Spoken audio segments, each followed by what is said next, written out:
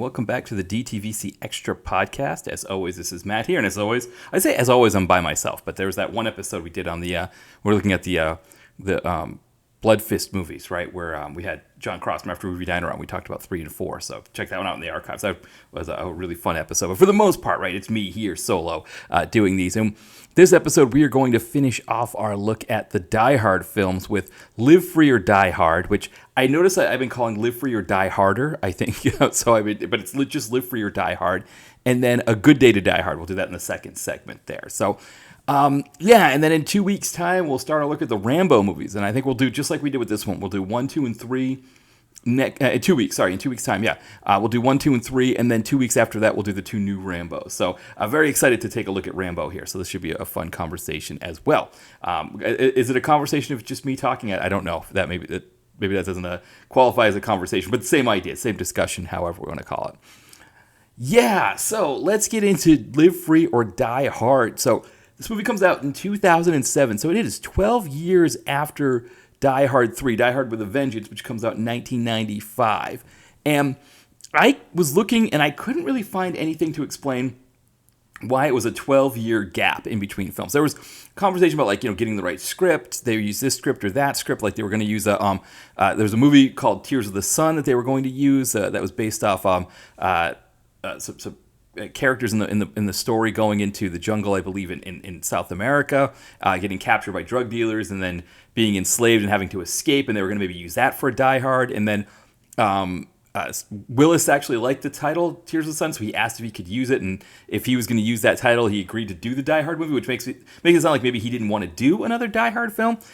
If you look at his movies between 95 and 07, it's some of his bigger ones. Of course, the M. Night Shyamalan ones, like Sixth Sense, those come out in that time. So he's still a very bankable asset in this period. He's still a name that, if he is on the poster, it's going to get some definitely a good amount of sales in the box office. And also think, 07, between 95 and 07, right, physical media is still a huge force. It's actually probably as big of a force as it's going to be at that time. So movie makers could make a lot of money just by selling DVDs of their films after they've been released in the theaters.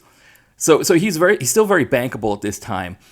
So I couldn't figure out exactly. Maybe he was asking for too much money. I don't know. There wasn't anything beyond the fact that they were developing this script and then developing another script. Nothing that added up to 12 years. So I don't know exactly what the deal was. But eventually, in the mid 2000s, they come up with this idea of what is going to be Live Free or Die Hard. It's based off, I guess, an article called WW3, but the idea was that, what's going to be called the fire sale in the movie, right? That all of these major resources are cut off, right? Communications, travel, electricity, those things all get cut off, and it's sort of like everything must go. That's why they call it the fire sale. So that based it on that idea, they end up kind of building this fourth Die Hard movie around it. Interesting things about the title for this movie, right? Live Free or Die Hard. It's based off of the motto of the state of New Hampshire, live free or die. And for people that live in the United States who kind of, every state is a little bit unique. Every state sort of has its own identity. I mean, there are some that if you, for example, me being from the Northeast, I probably couldn't tell you the difference between North and South Dakota, other than that there's the North and South Dakota. But the difference in those populations or those people, but most of them I could tell you kind of roughly what a state is known for. And so New Hampshire is kind of known for being this sort of oddball state. And I grew up there. Of course, I was born in New Hampshire, in Portsmouth, New Hampshire, because this town I grew up in, Kittery, Maine, was just across the border, and that's where the hospital was. I've lived in New Hampshire, so I have a little bit of an understanding of New Hampshire because I've lived there. The motto "Live Free or Die Hard" really kind of is this ethos that they go by, but it's a little bit of an arbitrary one. So, for example, the "Live Free or Die Hard" the "Live Free or Die" motto works like if you're attacked by somebody in New Hampshire, you can legally use lethal force, even if they're not attacking you with lethal force. You could shoot somebody who attacks you just for the hell of it. That's kind of like the law in New Hampshire. By the same token, marijuana or weed is still not legal in New Hampshire. So it's legal in Massachusetts, legal in Maine, but New Hampshire it's not legal. Like gambling, they were one of the first states to legalize sports betting. But the way they did it was they tied it with one company to the lottery. So other states like Massachusetts that have, or like Pennsylvania, where I live, where I can just open up an app and any gambling, whatever site that I could use. FanDuel is one that I like to use. Not endorsing them. I don't have a sponsorship with them, but that's what I use. I can't use that one in New Hampshire because DraftKings is the one that's tied in New Hampshire. So it's a weird live free or die thing, but they don't have state tax, like a sales tax or an income tax. It's the only state in the United States that doesn't have both or doesn't have either of those two. But yet at the same time, because nothing is funded properly, like I remember I was out of work there, and it was like the worst time getting unemployment. It was like they were using like an old, outdated interface from Ohio, so another state that, again, it has a unique identity that if you say Ohio, people kind of know what you're talking about.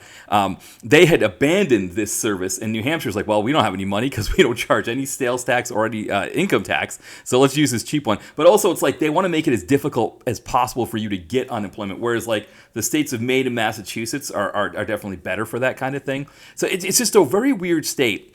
Anyway, what I'm kind of getting to with this is that naming the movie Live Free or Die Hard should in some way give us a sense that there's some sort of sense of New Hampshire being in this, whether it takes place in New Hampshire, which it doesn't. It takes place in like the DC area. So that's one piece that's not included in here. But also maybe if it had more of the ethos of New Hampshire, like if the baddie was kind of like like an overly libertarian baddie or something like that. But that doesn't exist in the movie either. And so what happens, of course, when the movie is sold abroad, right, it's called Die Hard 4.0 because abroad people don't understand the dynamics of different states in America and why Live Free or Die would even matter. But again, it doesn't matter for the movie either. It's just like they thought it would be a cute title to use the motto Live Free or Die and have it in the title for this movie. So really interesting idea that they come up with there.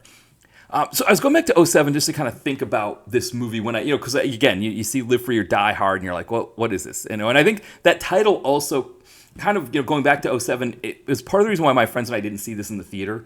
None of us were really all that excited about it. If you think about 07 was a period where a lot of legacy franchises were trying to be rebooted. There was this idea of we need franchises. We need more franchises. That 2000s period, it was all about trying to find franchises. And of course, when we get into the 2010s, it sort of becomes fully crystallized, especially around like comic book movies. But at that time, it could have been anything. And so, I think Die Hard was one. The year after this comes out, the new Indiana Jones movie comes out. Crystal Skulls, I think it was called, something like that. That movie comes out then. I was trying to think of some of the other ones that were rebooted. I mean, like 09 is when Fast and the Furious, I think. That's when they do the fourth Fast and the Furious, which that one ends up succeeding as a reboot. Or it wasn't rebooted, but you know what I mean. Like trying to sort of, it emerges out of this sort of franchise wars that we get here in the 2000s. You think of DC, right? DC's trying two at the same time. They're trying Batman Begins. They're trying Superman Returns. They end up going with Batman. That ends up being the more successful of the two, and they kind of ride that one a bit. But this is before Marvel. And the other thing to think about, too, is in that 12-year period between these two movies, 1995, there was no comic book movie success other than the Batman and Superman movies, right? And it's the first two Superman movies, the first two Batman movies. But there wasn't a sense that comic book movies would ever be this sort of powerhouse that they become before 2007, right? So like, from Blade in 98 through to 2007, comic book movies are suddenly very successful. And overall franchises in general are successful. And so for my friends and I, when this movie came out, we had this sense that this was just another attempt to sort of, it's another hacky attempt to bring back a franchise and try to make money off of it, because that seemed to be the way that the market was going at that time. Now, looking at the kind of the background, it sounded like no, that wasn't the case. That they'd wanted to make a fourth Die Hard movie as early as '97, and there were just these delays that kind of happened along the way. But none of them added up to 12 years. Again, like I said before. So, at least from our standpoint, this felt like some sort of hacky attempt to bring us back to a franchise and make money off of it.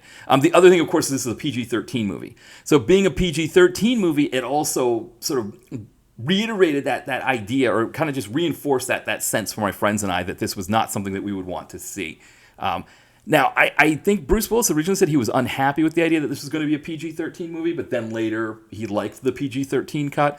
Hulu has the PG-13 cut. At least that's what it's rated. I don't know if it's R-rated or unrated, but they called it PG-13. I know the DVD version is the unrated. I think that's what I saw first, was the unrated, because I did see this in the early 2010s. I finally got around to it. I think I got it from Netflix and watched it that way. So I think I was watching the unrated for that. But for this recent reviewing, I believe I did I believe the Hulu version is the PG-13, which is interesting, right? That we're doing a PG-13 movie. Yeah, so why don't I'll get in on a bit of the plot here, and then kind of get into whether I liked it or didn't like it, and sort of kind of bridge us to the next one here in 2013.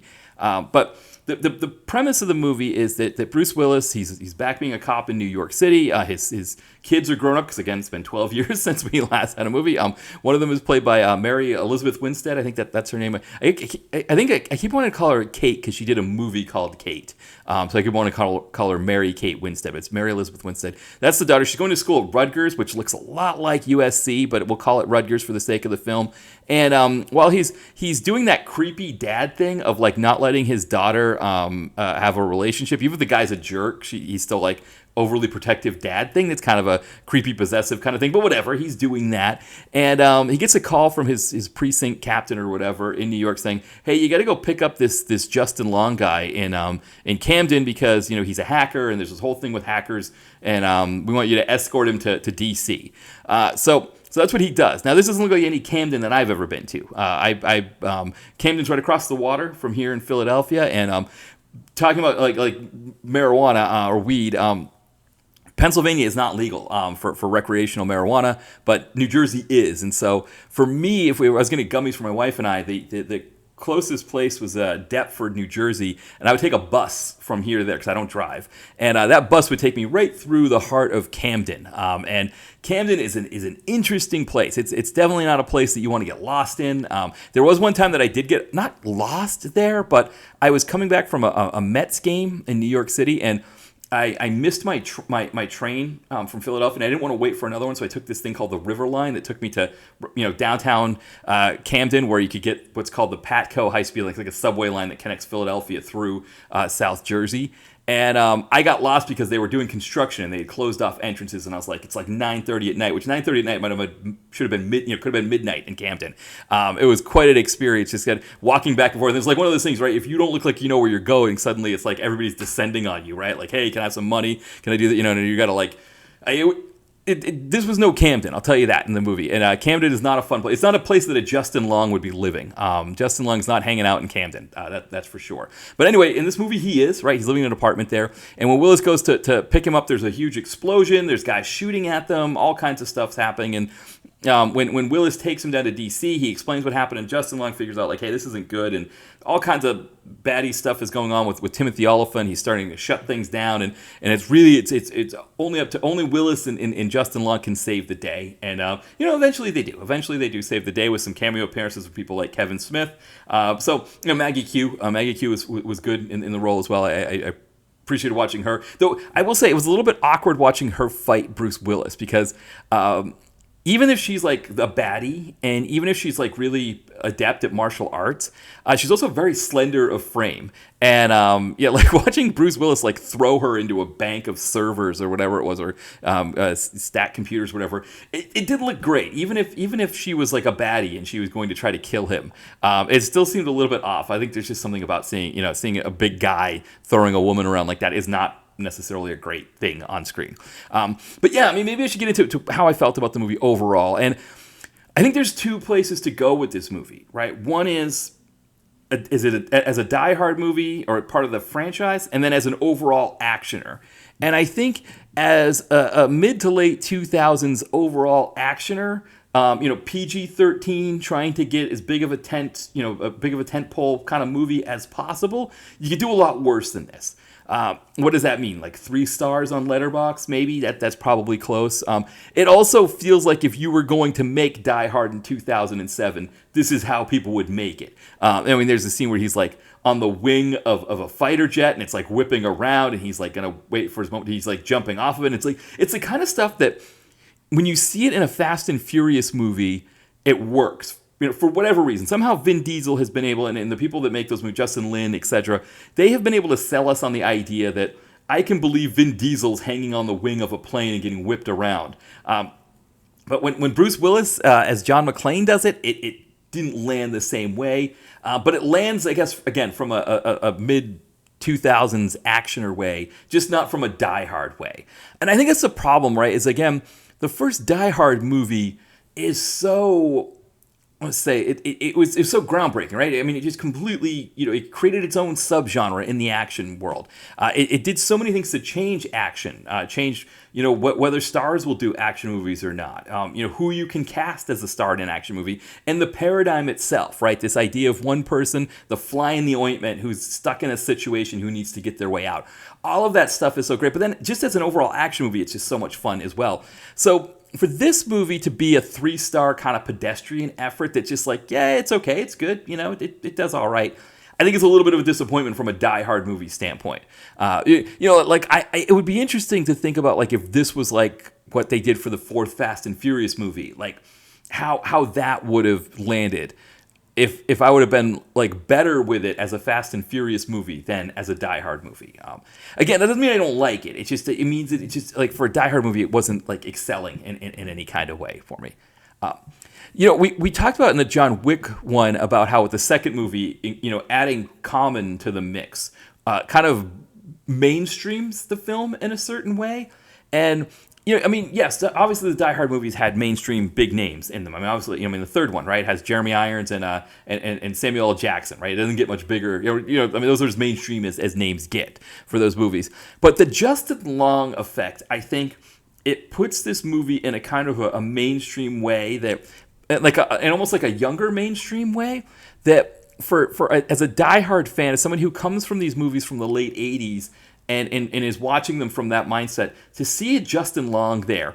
Now, the thing is, of course, this is 17 years from when I first saw the movie, and when I first saw it, that's when Justin Long was doing those horrible Apple commercials, which I don't even know if you remember those. I think Apple had to pull them at a certain point because they were just saying obnoxious things about PCs. But it was like, Justin Long was representing the Apple, and he was like this smug bastard who's like, well, Apples can do this and they can do that. And then John Hodgman was the PC guy, and he was like, oh, I'm bumbling PC guy, and PCs can't do this and they can't do that. And I remember one of them was essentially like the commercials trying to say that only Apples can handle digital cameras, which was so fugazi, right? Because everybody knows you get a digital camera at that time, you just hook up the USB to your computer and you download all your pictures. Doesn't matter if you're using a Mac or a PC, they all work the same. But it's like, John Hodgman was like, oh, it doesn't work with a PC. Why would a digital camera not work with a PC? But but Justin Long's like, oh, well, it works with an Apple. It's really great. And I hated that whole thing so much, and that kind of smug bastard Apple played by Justin Long. And I shouldn't be like casting aspersions on him as a person, but watching this movie, he was just very much like smug bastard Apple guy. When he's complaining about playing Creedence Clearwater Revival in the car, that's smug bastard Apple guy that just, it's not working for me. I think there's also this mindset of, and this was something that worked in the third Die Hard, but I don't think that it works as well here. It's this idea of the tag-along fish out of water character. We've seen it done worse. I think of like The Courier with Olga Kurylenko, where whoever the actor's name was, who's like screaming and yelling while Olga Kurylenko is dragging him around. Like, it could have been that bad, and it wasn't that bad at least. But I don't know. Did I need that? Did I need Justin Long in this movie? I don't know. But it big tent polifies the film in a way that gets it, it's a way that makes it more palatable to, I guess, audiences that maybe didn't grow up with the Die Hard movies. And again, trying to make that franchise thing, trying to build the franchise concept there. I guess there are things that I liked about the movie. I liked, this kind of the big action set pieces. The blowing up a car, it's interesting. The blowing up a helicopter with a car, that can kind of go two ways, right? Because when you think of like vehicles blowing up helicopters, probably the best one is Stone Cold, right? And you think of that one with Brian Bosworth, where the motorcycle goes flying out of the building. At least like the motorcycle's on the same plane as the helicopter, and it flies out and smashes it.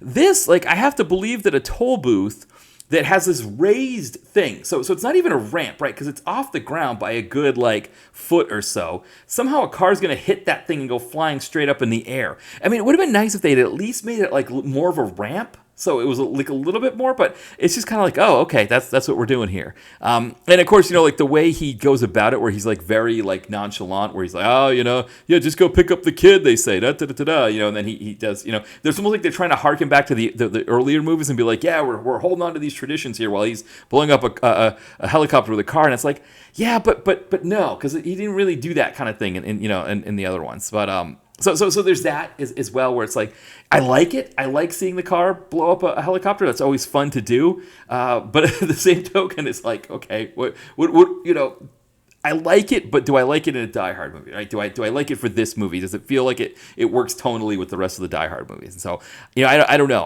Again, it was fun. It was fun to see it happen, but yeah, I was trying to think if there's. Timothy Olyphant is a fun baddie, and again, I liked Maggie Q. Again, as like the second in command baddie with him. So those pieces all worked, and I I guess if you're gonna have a baddie, could you have done better than Timothy Olyphant? I almost kind of feel like that too. That there's I don't know. Maybe I wasn't as up on my Timothy Olyphant at that time, but I felt like if you're getting a bigger baddie, but I guess in a way that almost fits better with the series, right? Because Alan Rickman, right? He wasn't a big star at the time. It was his first movie, his first role, so you have him as the baddie. William Sadler, right? Wasn't as big of a name, still isn't really as big of a name. Having him as the baddie, right? Jeremy Irons is kind of the biggest one that we have as a star playing the baddie. And then you come back in this movie, you're like, well, let's get Timothy Olyphant. He was great in Go, right? If he was kind of a devious drug dealer in Go, let's make him the baddie in this movie and have him chew some scenery and whatnot. But I guess that works. I don't know who I would have wanted in the baddie beyond him, so maybe it's good enough there. Again, it's good enough, right? A lot of this movie is good enough, which I don't know if hundreds of millions of dollars to whatever. I can't remember what the price tag was on this one. It did do well. I think it was the highest grossing of the Die Hard films ever. I always talk about the movie making 3 times its budget, and that's as the target. I think in 2007, that wasn't as big of a deal as it is now, because again, in 2007, physical sales after the movie's been in the theater were much higher at that time, and you could make a lot of money back. I recently saw something that Matt Damon was saying about Behind the Candelabra, where he was trying to sell that to studios, and the studios were like, yeah, we like the idea of you doing this movie, you and Michael Douglas. The thing is, if we give you a budget of $50 million, if you factor in how much that we have to pay to market it, plus the cut that we have to give the theaters for all of the gate, we've got to probably make 150, 200 million. And in the past, we knew if we made half of that in the theater, we'd make the other half on physical media sales. We no longer have those physical media sales to make that other half up. And so I think, for Die Hard at this time to make over 300 million, that's actually a huge windfall, because you knew it was going to make maybe another 150 to 200 million in DVD sales after the fact. I'm assuming it did. 2007, you still got Blockbuster in the game. Netflix has now become enough of a force, but even with Netflix, right? Netflix has got to buy the discs from somebody. But Blockbuster was still there. They weren't out of business yet. I think I was seeing a young woman when I was living in Portland, like 2008, 2009, who was still working at a Blockbuster there. It was dwindling. It was kind of going out then, but I think a Matt Damon, Michael Douglas, a biopic on Liberace would probably get you a good 3 or 4 copies per Blockbuster at that time. And, again, there weren't as many Blockbusters as they were in the heyday, but, again, that would have been a huge place for sales. So I think, this movie did really well. And I think they were looking at it as like, okay, we'll do another one of these after that. And I don't know why. Again, I was trying to read why we went 6 years between this one and the next one. I think, again, it was just maybe like delays. I think Bruce Willis.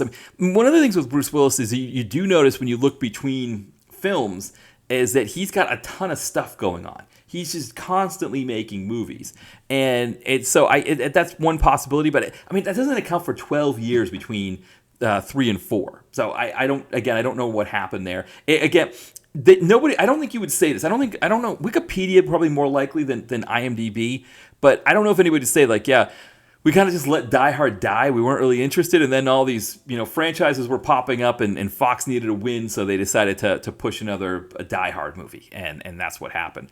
But and that's kind of what it is, right? It's in amongst these other franchises, and it feels like this attempt to sort of, I don't know, revive something. And it doesn't work. I mean, it works enough, right? It makes enough money, but I guess for whatever reason they took their time to get to the next one here in 2013.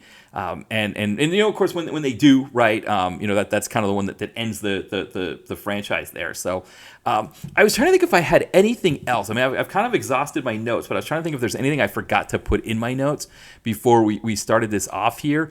And I can't really think. I think I've kind of covered it. I mean, again, that's kind of how nondescript this movie is. I mean, yes, there's moments in the movie that we could talk about, right? We could like I talked about the car blowing up the helicopter, but how much of those things really important? I mean, Sung Kang, one of my favorite actors. Speaking of Fast and Furious movies, he's got a small part in this. He's kind of an FBI agent who's sort of looming around doing FBI agent stuff. You know those like the sort of the background FBI people, right? They walk around with papers. They've got like the gun belt. Because when you're FBI, you got like the button-up shirt with the gun belt and the tie, and you're walking around like holding, moving papers around, talking to people on phones. Oh no, we got another report of something going on here. Oh, put it on the screen. Okay, all right, I'll do like that. That was kind of the stuff that he was doing there in this movie. So, eventually he gets a better run of things in the Fast and Furious movies. I'm trying to think. I think Tokyo Drift came out in 2006. So it came out like right before this. So he got that big run there. And then of course, because we talked about 3 years after this, you're going to get that next Fast and Furious movie that really, really kind of moves that franchise forward. And I think it's the success of the Fast and Furious movies that maybe makes Fox more of an impetus to try to bring this thing back again. Again, it's not like it does badly. I think that's the thing is it's not like they pushed this thing out there and it was a complete dud. It wasn't. So there would have been a sense that maybe they would have tried to get another one out there as sooner rather than later. And I don't know if maybe it's just that's what it is it just Willis just doesn't make movies fast enough anymore. I don't know. At that point, he makes too many movies that it's hard to pin him down for stuff. I do think after the third Die Hard, I don't think he was under contract to make another Die Hard movie. So that might have been part of it too. We know he at that time he was also asking for a lot of money to do movies. Was it the third Expendables movie that he gets replaced by Harrison Ford because he demands too much money from Stallone? That's a little bit after this. That's kind of as we get into the 2010s, which we'll be getting into soon here when we look at the next Die Hard movie. So yeah, maybe this is a good place to leave it. We're almost a half hour in, so why don't we take a break here, and then when we come back, we'll finish this thing off by looking at A Good Day to Die Hard. My newest novel, Don's House in the Mountains, is available now. It follows Don Veazey, who after 20 years has finally made it as a writer, going from an AP English teacher to richer and more famous than he ever could have imagined. In the process, his wife Lois, feeling alienated and resentful of her husband's success, has filed for divorce, forcing Don to move to a house in the White Mountains of New Hampshire. With time alone to reflect, he's able to see how his new wealth and fame has affected his life in ways he never expected. Maybe the biggest of these is his new house, which is bigger and nicer than anything he's ever had in his entire life, but the longer he lives there, the more he gets the sense that it might have magical powers. But that can't be right. A house can't have magical powers, can it? Pick up Don's House in the Mountains today. You can find it at Amazon in paperback and in Kindle. All right, we are back, and we're going to finish up this look at the Die Hard movies with A Good Day to Die Hard. So this movie comes out in 2013. And, thinking about where Willis is at in 2013, I think about, for me, where I was at that time. The direct-to-video connoisseur had started in 2007. Like I said, I think we watched Die Hard, Live Free or Die Hard in, 2009. I believe, actually, now that I think about it, I think I did. So if you remember in the early days of the site in 2007, 2008, if you've been,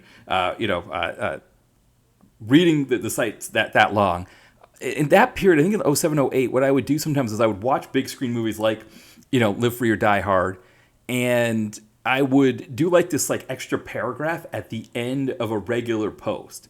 And I think there's 3 or 4 movies like that. I think there's that one. I think I did Stotzi, best foreign language film nominee. That was Gavin Hood, who did X-Men Origins Wolverine. I think that might have been one of them. Fired Up, not a cheerleading movie, but a comedy about two football players who joined the cheerleading team to try to hook up with a woman. Or was it? I can't remember why they did it. They did it for whatever reason. There was some kind of underhanded reason for why they were on the cheerleading team. But there are movies like that I covered, and I think Live Free or Die Hard was one of those. But the other thing too, right, is I'm starting the direct-to-video connoisseur site, and I'm noticing as we get into the 2010s that a certain Mr. Willis is doing direct-to-video movies.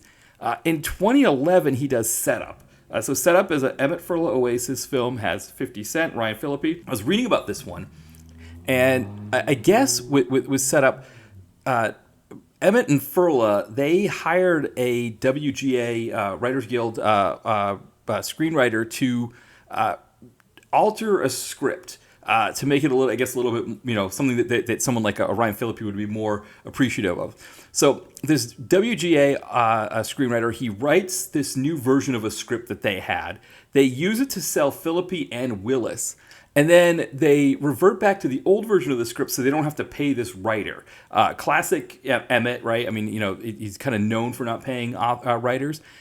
Though interesting, right? Millennium Films, who we're fans of here on the site. They've done a lot of really great DTV stuff, but also big screen stuff like The Expendables. Apparently, the WGA put out a stop work order on them, which is what they did with Randall Emmett in the about 5 or 6 or 4 or 5 years ago, something like that, where they were working. He had some screenwriters working on a TV show with Arnold Schwarzenegger that Arnold Schwarzenegger backed out, and so suddenly he's like, well, we're not going to pay the writers, and it's like, well, no, we wrote up like 10 episodes. We need to get paid. But yeah, Millennium, apparently, they also aren't good for paying the writers. Also, I think Gerard Butler was owed money by them as well. But anyway, so a lot of underhanded things that studios, producers, etc. try to do to get out of paying writers. And this was a situation where Emmett and Furla thought they could get out of paying the writer who rewrote the script for Setup. And when Phillippe got to Michigan and started shooting, he realized it wasn't the same movie, and he was pissed. And I don't think he's worked with them ever again. I don't think he's done any movies with them. Willis would have probably noticed the same thing, right? He would have probably also caught that this is not the movie that I signed on for. Yet he keeps making movies with Emmett and Furla. And now, granted, as we get into the later part of the 2010s, that's when the issues that he had with his aphasia start to become worse. And so, what his state was at those times to be able to make decisions on his own behalf, to do movies with Randall Emmett. There's also a sense of like, maybe let's just make as many movies as I can because I need to make as much money as I can before I can't act anymore. So that was another piece of it. 2013, I don't think we were really feeling that way. I don't think that Willis, I mean, maybe he was starting to sense that he was losing he was going under a little bit of a cognitive decline, but I don't think, it's not quite to the same degree that we see later. So anyway, so in 2013, he's already kind of dipped his toes in the Emmett Furla Oasis DTV pool. I think some of the other ones he did, like Lay the Favorite, wasn't exactly a DTV movie, but it didn't make a lot in the theater. There's Fire with Fire, I think is the one he did with Josh Duhamel and Rosario Dawson. What was it? I think it was like Catch 44 or something like that. It was the one that he did with Malin Ackerman. I think that's her name. So he did it. He did a few between when he did Live Free or Die Hard and this next one coming up here, Good Day to Die Hard. So here we are in 2013, and the interesting thing about 2013 is that yes, the industry has changed a little bit between 2007 and 2013. At this point, the Marvel Cinematic Universe has taken off. It's essentially supplanted DC's, Batman, their run with the Batman movies. And now Marvel's kind of back to being the kings. I think there was a period between when Batman Forever comes out and the Batman Begins comes out that I think you could say that Marvel had sort of supplanted DC, but it wasn't fully like Marvel Studios, right? Or it was like it was different releaser or different studios at that time, right? It would have been like, for example, Sony with the Spider-Man films, they were having success there. Fox would have had some success with the X-Men movies, and of course they kind of junk a little bit with the X-Men Origins Wolverine. But at the very least, right, comic book movies in 2007 were a bigger deal. But when we get to 2013, the Marvel Cinematic Universe has kind of established itself as a force. Disney is establishing itself as a force. They bought Star Wars. They're looking to push Star Wars sequel films after to take place after Return of the Jedi. so there was a sense that Fox needed some wins, I think. But I don't even know if this is a Fox movie necessarily. This Good Day to Die Hard. I can't remember. Let me double check here because I had it up on my thing, but I can't remember. Yeah, it is Fox. Yeah, okay. Good Day to Die Hard was another Fox movie. Because the interesting thing about this movie is it feels a lot like 2011's Ghost Rider: Spirit of Vengeance. It's shot in Hungary. I mean, the budget is still kind of high. It's about a $90 million budget. It does almost as well as the previous Die Hard film. It does over $300 million, which, again, in 2013, it's a bigger deal to be pulling 3 times your budget, right? That was a bigger necessity because the physical media market it was starting to bottom out at this point, right? People weren't buying DVDs at all, or not to the same degree in 2013 that they were, they would later, or that they were before, I should say. That they, 2007, you were more likely to sell DVDs of a movie. This is not a movie that you're going to be selling a lot of DVD copies of, right? You go to Target and you might see a few of them on an end cap, by 2013. And of course now, right, like if they put out another Die Hard movie, which of course they're not going to, but if they did, I don't even know, right? You'd see like 1 or 2 copies maybe in a Target or a Walmart, and that would probably be it.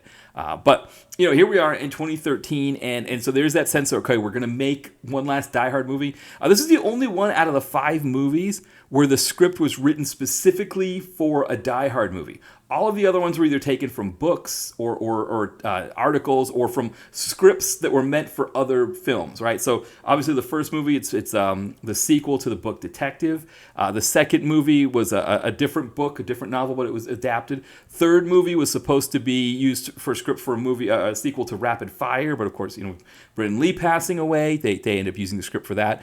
And then there's the the one before this one, Live Free or Die Hard, was based off that article on this idea of a fire sale, right? Of hackers being able to shut down our grid here in America. But this movie is written specifically as a Die Hard movie, and so it's takes place in Russia, but it's shot in Hungary, which is similar to Ghost Rider: Spirit of Vengeance, which is I think it was in Romania that it was shot, but it took place in Romania as well. It didn't take place in Russia, but same idea.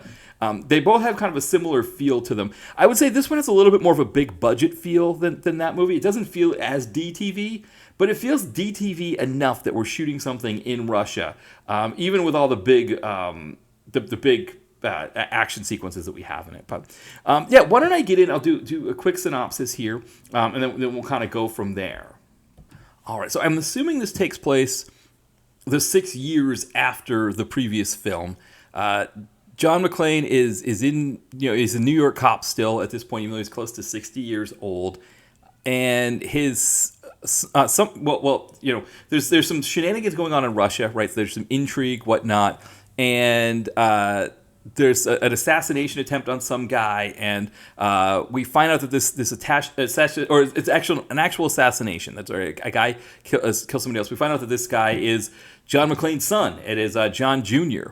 What we don't know, what we find out later, is he's working for the CIA, that he committed this assassination to try to bust another Russian oligarch out of prison to get some files that this guy has. The son is working for Cole Hauser, so another Fast and Furious connection, right? It'd be interesting to see if they bring Cole Hauser back in some of these later Fast and Furious movies, because he was kind of a fun baddie. I'd like to see him back. But anyway, he's sort of the handler for John McClane's son. But anyway, John McClane finds out, oh, my son's arrested in Russia, I better go get him. So he flies over to Moscow to try to bust his son out. In the middle of this big explosion in the courthouse where the CIA guy is trying to, where the son is smuggling this guy away, McClane stops him and is like, hey, what are you doing, Jack? What's your problem? Why are you doing all this stuff? And, he's like, get out of my way, Dad. Doesn't say I'm a CIA agent, but he's like, you're causing issues. The delay in arguing with Willis, with his father, causes him to lose his window for extraction to get him and the other guy out. So now Willis is on the run with this guy, and it's just a whole series of what do you say, like double crosses and people who we think are good or aren't good, and then we get to the final showdown in Chernobyl. Most people are having to wear hazmat suits, but our heroes don't have to, fortunately. So it would have been really awkward to have them being heroes with hazmat suits on. So better to just consume some radiation and make it look better for us. So fortunately, that's what they do. And eventually they win. They go back to America, meet up with Mary Elizabeth Winstead, who's back as the daughter, and the three of them walk off in unison. Because the mom, who cares about the mom? She got divorced. She's off in California, still doing the whole Nakatomi thing, right? We don't need the mom. We don't need Bonnie Bedelia. But at least we got dad with his two kids, and they kind of walk off, and that's the movie. So what do I think of this movie? It's interesting because on the one hand, it feels as much, I don't want to say cash grabby, but it feels as much as 2007, trying to reestablish a franchise. At this time, it was still kind of a desperate thing to try to keep, revitalizing, but reestablishing franchises. And the Marvel thing had actually made it more of a thing, because what the Marvel thing had shown is that if you can reestablish a franchise, the other thing you could do is spin things off, right? If you can establish side characters, you can do other things with these side characters. At that time, there wasn't a Disney Plus, so there wasn't TV shows that you'd spin off with them. But at least you could do extra movies, right? That you could essentially create a franchise out of all these pieces of things, and so that was an idea that so there was even more money to be had if you could get something off the ground and make it work. So that was one idea that they one of the things I think with Fox. The other thing, of course, is that they were striking out a little bit with the X-Men. They weren't doing as well with the X-Men as they would have wanted. 2 years after this, that they have the big Fantastic Four flop. And I think even before that movie was getting delayed and it wasn't looking good. So it's like, okay, we need a win here with a Die Hard movie. And I think they were hoping that it could happen. At the same time, I think there were other elements to this that would have enticed Fox. They're doing it on the cheap, right? It's not a huge budget. It's actually still a good $50 million or $40 million more than they gave Deadpool, or they gave Ryan Reynolds and company to make Deadpool 3 years after this. And of course, that Deadpool movie makes a lot more than this one does. But still, this movie does well, right? For a $90 million budget to make $300 million. And again, in 2013, with the physical media sales dropping, that 3 times the budget is a little bit more substantial than it was was a bigger deal to hit than it would have been in 2007. So this does well enough, and there wasn't a sense that it was going to be the last Die Hard movie, even though you see that sort of that end scene where he's walking with his kids, and it feels like the end of something.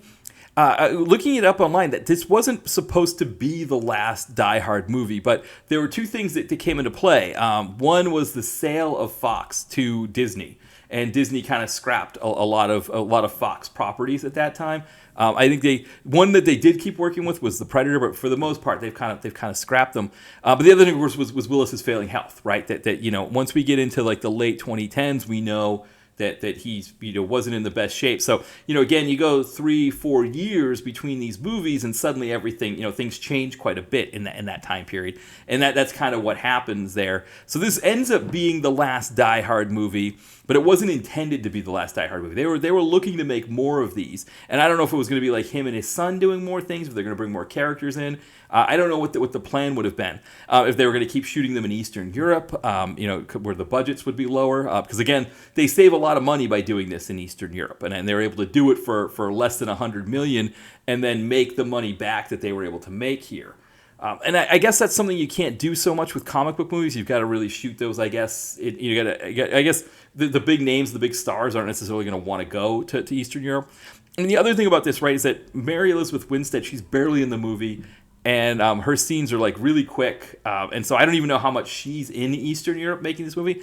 Actually, I guess the director, when he did his director's cut, he cut her scenes out, so they're not even in the director's cut of the movie. But she's only in the movie for a little bit. I was trying to think who else is in this movie that's even a name that I would recognize. And again, we got to be writing these things down, but I think that's part of the reason why I don't have any notes on it, is because I don't remember anybody else. I don't remember anybody else being in anything that I knew of.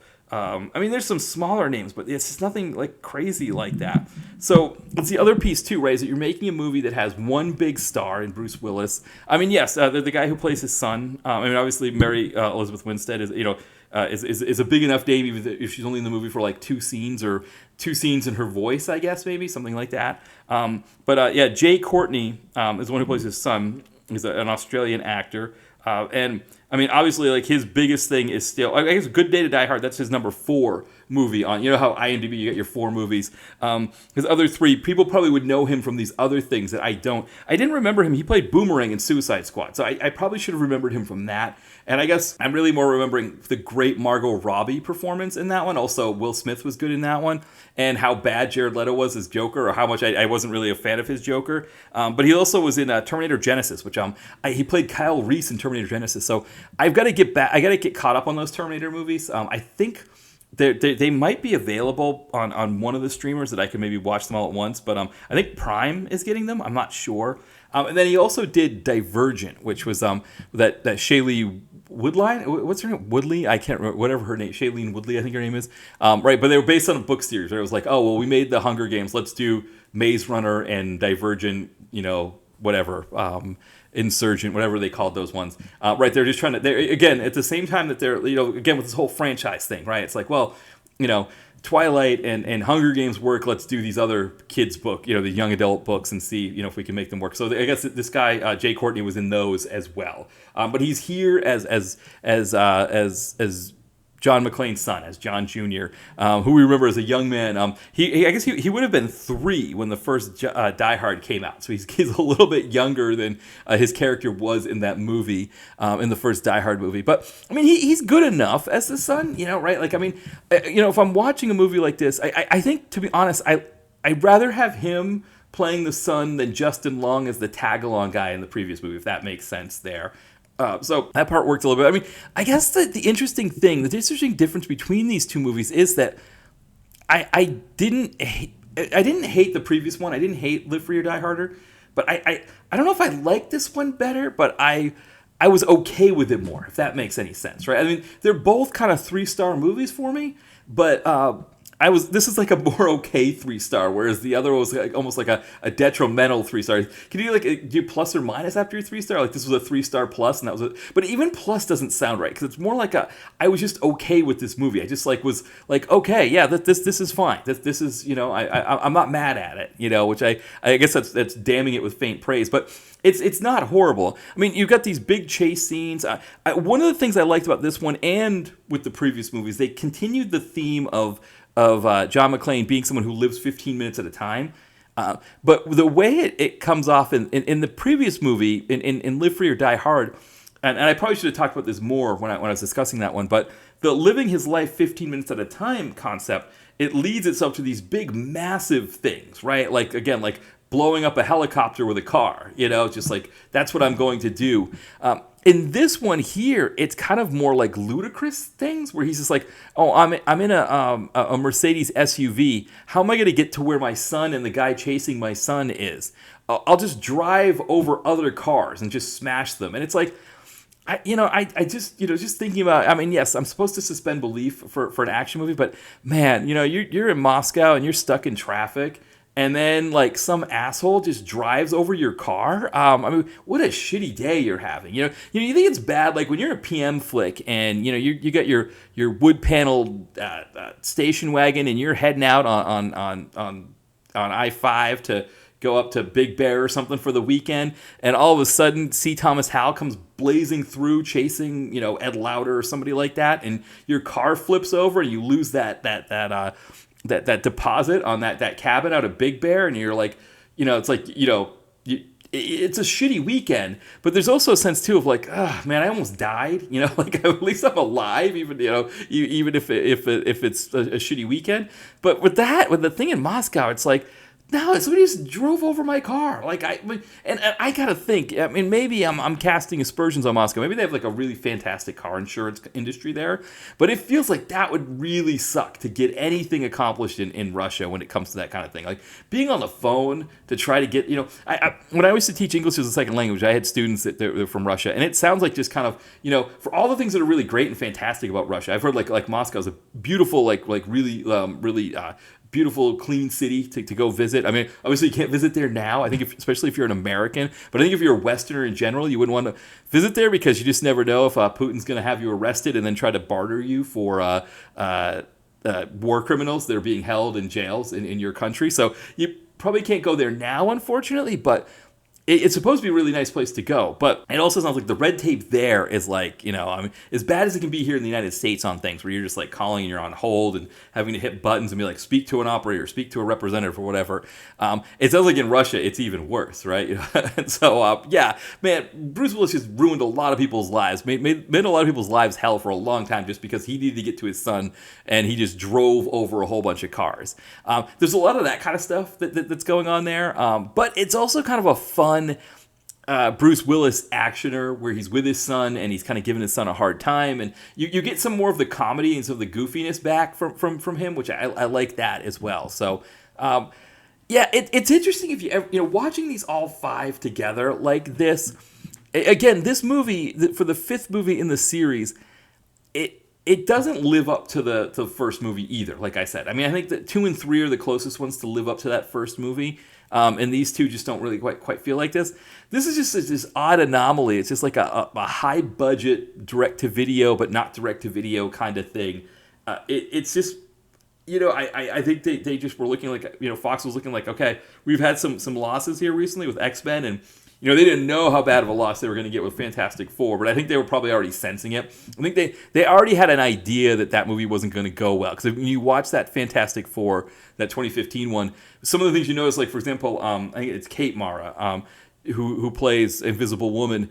Like, there's scenes where her hair's different from different angles or different shots. It's because they had to do reshoots because the director borked that one up so badly. So I think they probably had a sense like, ooh, boy, we're in trouble here with some stuff here. If we can just get a win, if we can just plunk down $90 million and get Bruce Willis out in Hungary and pay some lower cost Hungarian stunt people and tech crew and all of that kind of stuff, and maybe just bang out a good $300 million on this thing, we'll take that win. And I think they probably would have kept taking those wins. I think if Fox hadn't been bought by Disney and if Bruce Willis didn't have the health issues that he had, I think they would have kept taking wins like that. I think they would have kept banging out these $120 million actioners and just tried to roll in, 300 or 400 million a pop and in the worldwide sales. I mean, Willis was still very bankable worldwide. I mean, that's why Randall Emmett kept making movies with him, even if he was barely in the movies, because he knew how bankable he was worldwide. And I think, and I don't know what that would have meant for us with Die Hard if we would have just kept getting more of this, if we would have gotten like 3 or 4 of these between 2013 and 2021, like what that would have meant for us. I don't know. I don't know if that, I know when I did the Precious Cargo episode with Sean Malloy from I Must Break This Podcast, he was talking about Bruce Willis pissing on his legacy by doing a lot of those Emmett Furlow Oasis movies. And, think about Die Hard having a legacy. I don't know that it matters too much. I don't know that these sequels matter in terms of like damaging any kind of legacy that the first Die Hard had. The first Die Hard is always going to be the first Die Hard movie. And so I think that Fox could have made like 2 or 3 more of these in between 2013 and 2021, like, I guess, every 2 years put one out, right? So 2015, 17, and 19, that would have probably been at the point where we're okay, Willis was too, would have been, health-wise, would have been in too much of it probably would have been so debilitating that he probably wouldn't have been able to do a 2021 one, but at the very least, or a 2019 one, but that would have I would have probably seen them going that route, and I think it's, I can't remember when Disney bought out Fox. It was a little bit after 2015. So I think they were looking at making that one in the early 2010s. And then when it started to, because again, if for whatever reason they can't seem to push these movies out fast enough, when the delay started happening, that's when things, when started to realize how bad Willis's health was, and they started to realize, then of course, not to realize, but then Disney buys out Fox and kind of puts the kibosh on it altogether. So that's where we are, right? We're here with 5 movies, one absolutely groundbreaking actioner, and I think 4, varying degrees of fun actioners after that. I mean, I don't think any of these are below a 3-star for me. There aren't any like out and out duds. I think the 4th one is probably the closest one to a dud for me, but because it has so much great action in it that I can't give it a full on dud mark. I think this most recent one, the 5th one here, I think people probably put that one in a dud category. I think there are a lot of people that aren't big fans of that one. I mean, it's 90 minutes long. It's got a good exploding helicopter. It's got some they kind of do some homages to old Die Hard stuff, but they do them with twists that are kind of fun. I was okay with it, and I guess part of it too is I'm used to seeing Seagal shoot however many movies in Eastern Europe. I'm used to seeing a lot of movies in Eastern Europe, and so that part of it I kind of am okay with. I like seeing that kind of thing. I'm a little bit more enamored with that sort of thing than maybe other moviegoers are. So it's not as big of a deal for me. So as we're wrapping this up, I kind of wanted to do like a whither Die Hard thing, but I think one of the things to think about is the fact that Disney owns Die Hard now. And they have Hulu as a streaming service. They always have Disney Plus as a streaming service. We know with the Predator franchise that they brought out Prey. And Prey was a really fantastic movie. I really love that one. But it does make me wonder if they're going to start looking at some of these other franchises that Fox has to see if they can mine some money out of them. And that brings up a kind of a scary prospect. A Willis-less Die Hard. Is that something that Disney could be thinking about? Now, I haven't read anything about this being a possibility. I haven't seen it anywhere. I'm hoping it's never going to happen. But it does scare you a little bit, I think, this idea. Because I can't think of another movie franchise that I would want to see less than a Die Hard without Bruce Willis in it. Now, what are some things you could potentially do to make it maybe a little less difficult to stomach? I mean, I think if you have a female-led movie and you use someone like maybe like an Olga Kurylenko, Mila Jovovich, somebody along those lines, I think Kate Beckinsale from the Underworld, or like Zoe Saldana. So it would be something completely different from Bruce Willis. I think that would be, you'd have to do something like that. I think you couldn't be like, I'm going to get like Austin Butler or Ryan Gosling or, whoever to play, Bautista if it's going to be a low budget version, or even a Scott Adkins. I don't think I'd want to see Scott Adkins play. It's got to be something so different from Willis to make it work even along the lines of being called Die Hard. Kind of the way with Batman, right, where Tim Burton does something completely different from the 66 Batman, but also something completely different from the late 70s, early 80s Superman. And by giving us something so different, in a way, he's set things up for Warner where they can just make any version of Batman they want, right? They can do the Pattinson version, the Bale version, or the Affleck version, and they're all. It's almost like Burton has given them the freedom to make that kind of different movie there. And so I think that's what you'd have to do. I think if they were going to reboot it, I think you'd need a female lead, and you'd have to subvert some of the elements from the original. I mean, you could also make it so it's like closer to the original, closer to the novel, where it's an older guy going to see his daughter. That could be another thing. So then it's like we're not remaking Die Hard. We're adapting this book in a new way, right? You think of how many different, like was Maltese Falcon or Big Sleep, right? That Bogart movies that are adaptations of novels that have been adapted by later in other films. So that's maybe another way to potentially do it, is to be like, okay, we're not doing Die Hard, we're doing another adaptation of the book. But it would be hard. I think it would have to just be something that it would have to be so different from what the original Die Hard was. I think the other piece of it too is that one, you need more practical effects. You need to make sure you're leaning on practical effects. I think you'd have to find that balance with practical and computer effects. I know obviously from a safety standpoint, I mean, that's one of the things about that original Die Hard movies. It was a bit of a dangerous movie. The blanks that they were using were so explosive that it blew out Willis's eardrum. It caused issues with people that were working in nearby offices. So to get that level of practical effects can sometimes be a danger, and I don't, if the budget's not there, that can be a problem as well. But the other thing, of course, is if you're rebooting Die Hard, one of the problems that the Die Hard franchise ran into when they were doing sequels is that everybody was doing Die Hard movies. And so, even like Skyscraper, right? The not the Anna Nicole Smith movie, which is absolutely amazing, but the Rock movie, which is essentially like a reboot or a remake of Die Hard.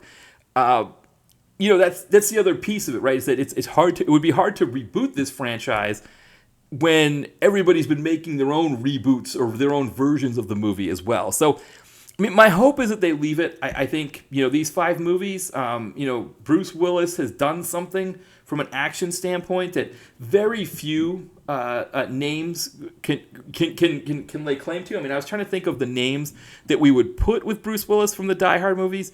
I think, obviously, Stallone, Rambo, and then coming back with the Expendables movies, some of the other ones like Demolition Man, Cobra, right? Cobra's another big one. But I think Stallone is obviously a huge name. Schwarzenegger, right, goes without saying, right? With the Predator movies with him, with the Terminator movie. I can't forget the Terminator movies, right? That's an even bigger deal for him. But another big, kind of a big name. And I think going into 1989 or 1988 when Die Hard comes out, you wouldn't have thought that Bruce Willis would be someone that you would put there with those 2 names. Granted, they go into business together to do the Planet Hollywood restaurants, but yeah, I don't think anybody would have thought at that time that that's a name that you'd put there. But he's been that influential and that big of a name in the action world that. And these Die Hard movies, they're like kind of the number one franchise for him. He's done other action stuff in addition to these, but what he's done with those Die Hard movies, even if the later iterations of the series are lackluster, there's still Bruce Willis on the tin doing action stuff. I was trying to think of who else we even put with these 3. I think obviously Keanu Reeves with the John Wick movies. I think we can start to move him into that category. I think they're that good. Obviously, I have a soft spot for guys like Dolph or Scott Adkins or Van Damme. Those kind of Seagal, but I don't even know that you can put those guys with Willis, Stallone and Schwarzenegger because of what those guys did. Then think of women in the genre. Mila Jovovich. I'm hoping to do after I do the Rambo series. Might be doing the Resident Evil movies because those are all on Paramount right now. 6 movies that she helmed in a franchise, or Kate Beckinsale who does 5 with the Underworld movies. When you're looking at those kinds of franchise numbers, that's what you're talking about with the Die Hard movies. That's what you're talking about with Rambo or Rocky or any of those kinds of things. They're doing those kinds of levels of franchise stuff. But again, from the influential level, another name that I would say I put up there would be like a Pam Grier, right? Who her stuff in the 70s starts to kind of inform some of the stuff that comes later in the 80s. She was obviously a huge name, and I think obviously her stuff in the 70s was fantastic. So if you haven't seen a lot of that stuff, definitely go back and see some of the stuff that she was doing. It was groundbreaking at that time. But yeah, Bruce Willis.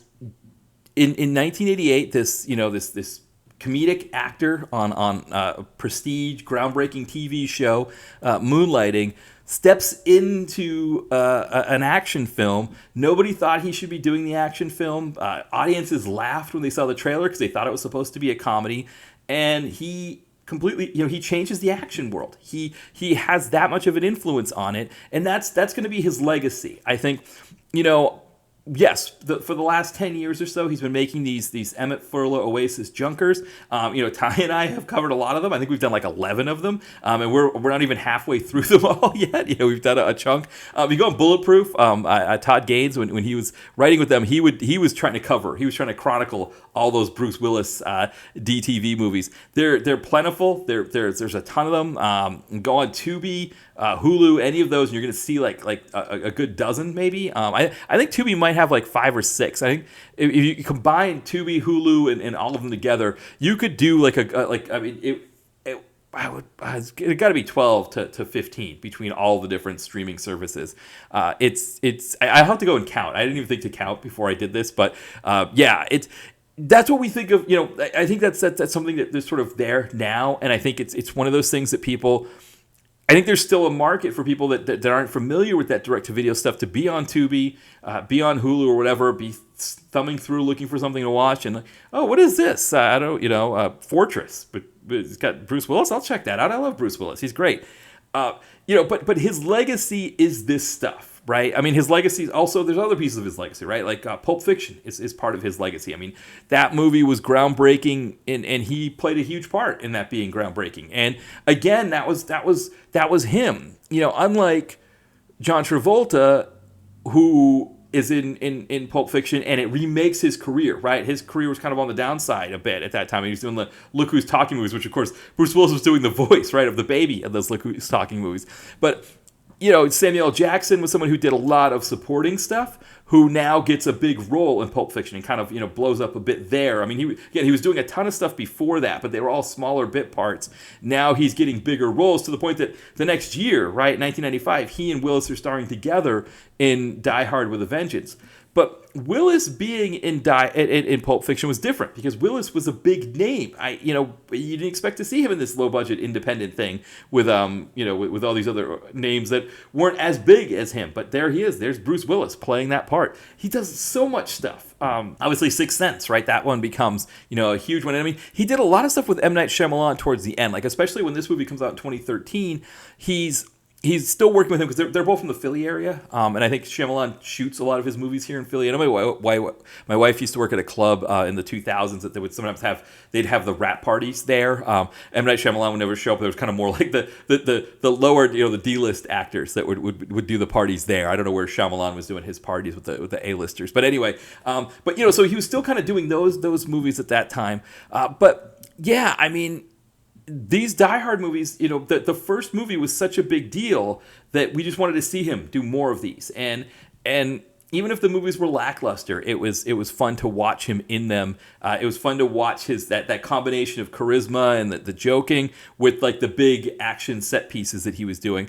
And of course, I think nothing is going to top that first Die Hard movie. Again, for me, when I think of some of my favorite action movies of all time, that one is like again, Commando maybe, or Predator. Those maybe are up there with that Die Hard movie, but there isn't much else after that. And so that's the legacy that he leaves us with these movies. He is one of the biggest, most influential names in the action world. Again, I put him there with Stallone and Schwarzenegger as maybe the three top ones. So, when they're out there doing, Snipes is another name. I think Snipes is another name that you put in there, especially for the Blade movies, which I'm hoping to see Blade next week on the big screen here in Philadelphia.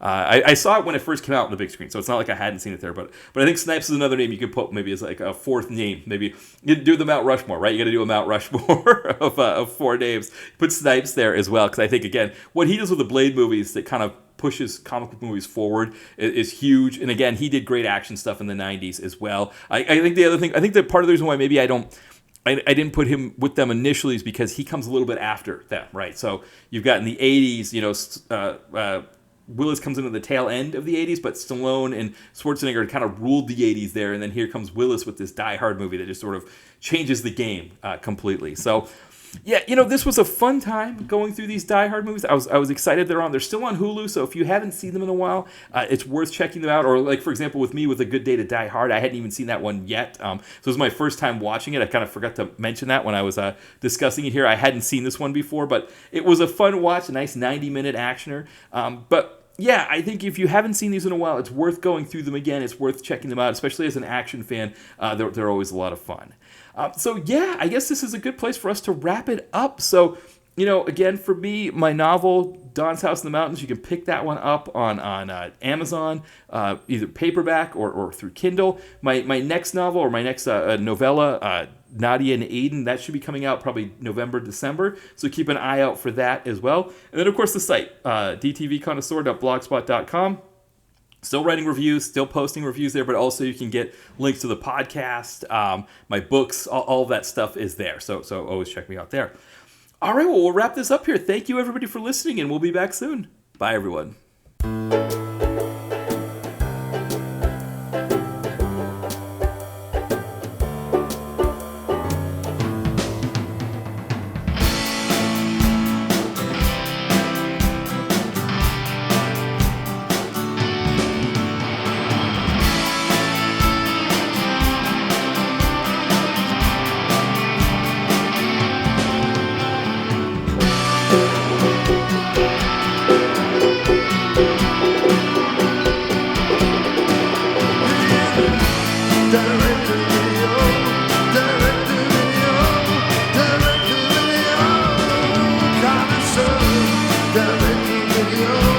There